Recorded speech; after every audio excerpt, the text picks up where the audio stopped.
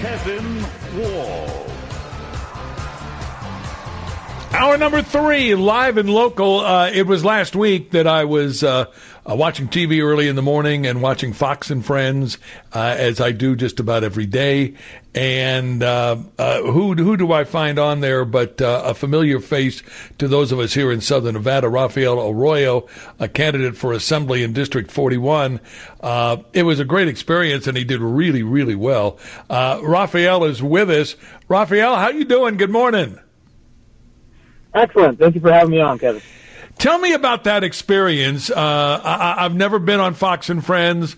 I've never been answering questions the way you did. Can you talk a little bit about how that came to be? How did that event happen? And what was it like for you personally? So basically, they're looking to spotlight small business owners that are having, struggling in the Biden-Harris economy here. And that's what it was about. They wanted to hear from small business owners, people on the ground. So I had done some of their stuff before when one of my businesses got burned down. So they said, "Oh, that guy, he's a business owner. Let's talk to him." And so, it's a pretty interesting experience. You go to like this studio, and you're kind of looking at the camera. You don't really see the other people, so it's kind of strange. You're just talking into this camera. And you can hear them, obviously, but you're talking into this camera, and you got to get up really early, obviously, because it's Eastern time. But it was great. It was a great experience, and I really appreciated the opportunity. I've done a few hits. I used to do hits with Megyn Kelly and would go to a studio over on Dean Martin. Are they still using the Dean Martin address? That's the one. Wow.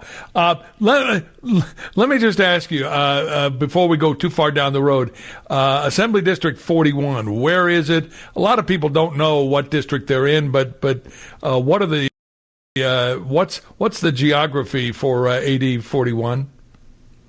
Yeah, so Assembly District 41 is on the south side of town.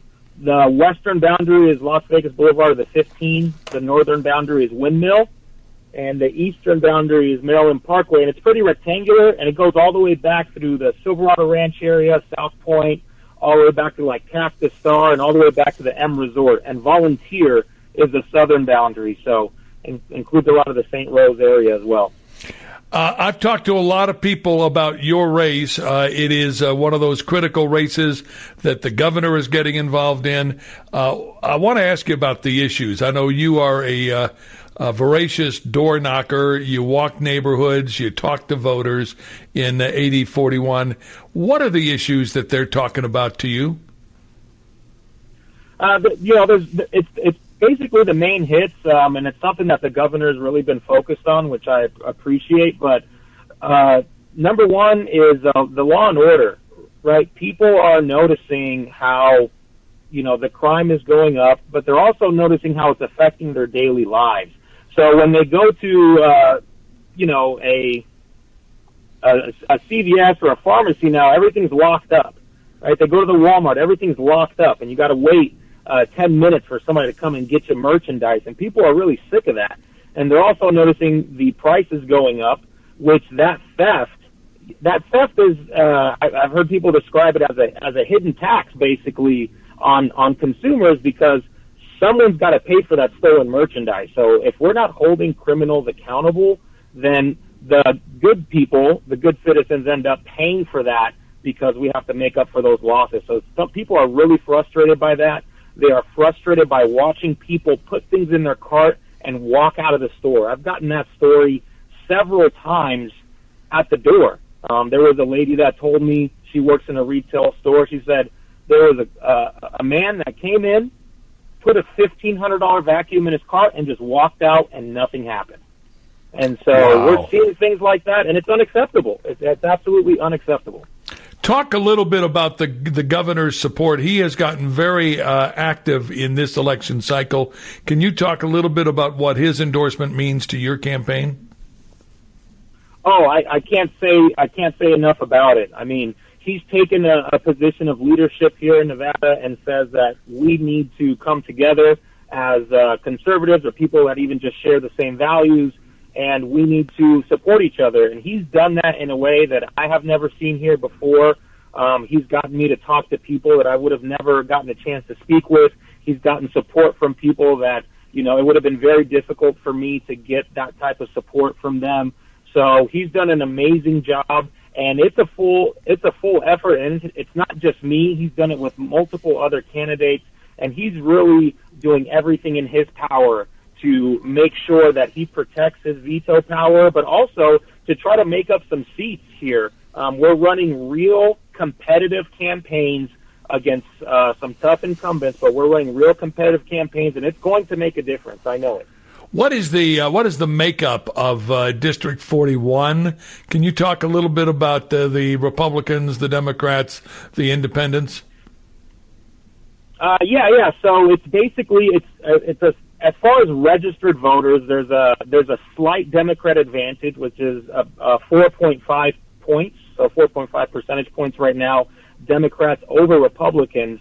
But that number since last year has come down from 6.6 points. So it's been coming down very steadily, and that shows the momentum that the Republican Party has as far as voter registration. And what we've seen typically is that we are outperforming, some of those spreads. Even the incumbents in previous elections have underperformed that spread by 1.5 to 1.75 percentage points. So this really makes this race a toss-up, which if you look at it starting at the beginning, maybe last year, you would say this is a long shot. But right now, we've really closed the gap.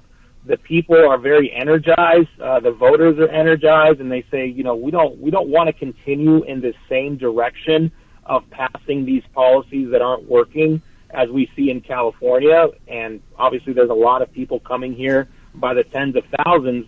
And what I say at the doors is I welcome the growth, but we need to make sure we understand why you left. You left because the taxes were too high. You left because of the regulations. You left because you couldn't start your business properly.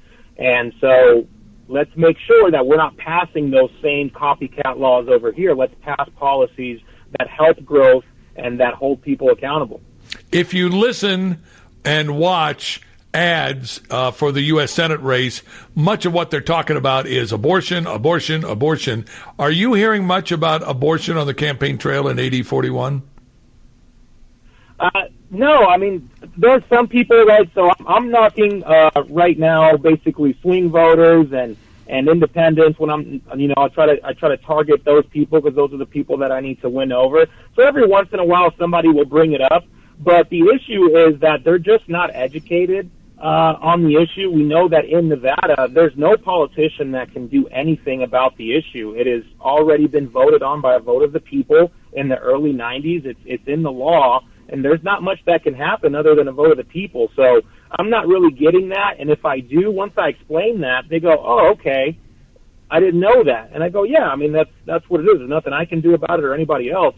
And so then they go on and they focus on their next issue, which is usually something like economy, education, getting ahead as far as being a small business owner, things like that. It's a question I ask every candidate that is on this show over the course of, 10, 11 years, and that is, why are you running? You've got a successful small business, and yet you're taking time out of that schedule, you're taking money out of your bank account to run for office. Can you talk a little bit about why you decided to run? Was there one thing that happened or something that somebody said that motivated you where you said, I think I'm going to get in this race? Yeah, well, I mean, it's just my experience as a small business owner led me to have to deal with state government. And what would happen is there would be kind of obstacles thrown in the way of my business to keep it from growing. And the only way for me to get over those obstacles was to get involved in state politics and the legislature. And so I was doing that as a private citizen, just as a business owner for 6 years. I was doing that on my own for 6 years, and I had several good legislative victories that not only helped my business personally, but it helped the entire industry. And so I really liked that, and when the opportunity presented itself to run for office for this year, I had to think. I said, I have 4 children. I want them to grow up in the same state I grew up in. I've been out here since the early 90s. And so I'm not going to just sit by and allow our state to be taken over by bad policies. So I'm going to stand up and I'm going to get involved and I'm going to do something about it. And for me, that was running for office this year, and that's what I'm doing. Final couple of minutes. What does the pathway to victory look like? You talked about how you're talking to swing voters, you're talking to independents, undecideds, people like that. Is your messaging any different to those people than it would be talking with Republicans and conservatives? No, absolutely not. It's the exact same message, because that's the message that's resonating. Right, we see what's happening, and you can see this reflective in California. So they are now, I don't know if a lot of people pay attention, but there's this proposition, so it's a question called Proposition 36, which is basically trying to scale back all their quote-unquote criminal justice reforms, where they just allow people to steal and do all this stuff. The people are pushing back against it, and it's being supported. I think it's 71% was the last poll that it came out. So that thing's going to pass. And the governor's really against it because it just shows the failed policies of the California legislature. And so we want to stop that here. And that resonates with people. They understand. People get it. And they say, we were kind of told that this criminal justice reform was really to help people and we're going to get people rehabilitated and things like that. And maybe the intentions were good, but we can see that proven those policies did not work. They are not working, and we need to go in a different direction, which I think is holding criminals accountable. So those issues are the exact same. Rafael, what is it your campaign needs from my listeners today if they want to help you, even if they don't live in 41, but they want to help you in 41? How do they go about doing it? Well, what I would say is if you're active on social media, look me up on social media, Rafael Arroyo NV. I'm on Twitter /X. I'm on Instagram. I'm on Facebook. So look that up. Follow me on there. You want to spread the message. And you can go to my website. It's RafaelArroyo4Assembly.com. And you can sign up on there as a volunteer if you want to, try to contribute some time to the campaign. That's also very, very important. And I would say, be motivated to vote. Tell your friends and family. Put pressure on them. Let them know how important this election is, because if we don't protect the governor's veto, they're going to ram through these policies that California is even reversing. They're going to try to ram them through just to try to prove that they're right, even though we can clearly see that they're wrong. It's going to be fascinating to see how these final 5 weeks go. Thank you so much, Rafael. Best of luck, and we'll have you on again, okay? Excellent, Kevin. Thank you so much. There you go, Rafael Arroyo, the candidate for Assembly District 41. Stay with us. More to do as we continue on this Tuesday edition of Live and Local on AM 670 KMZ.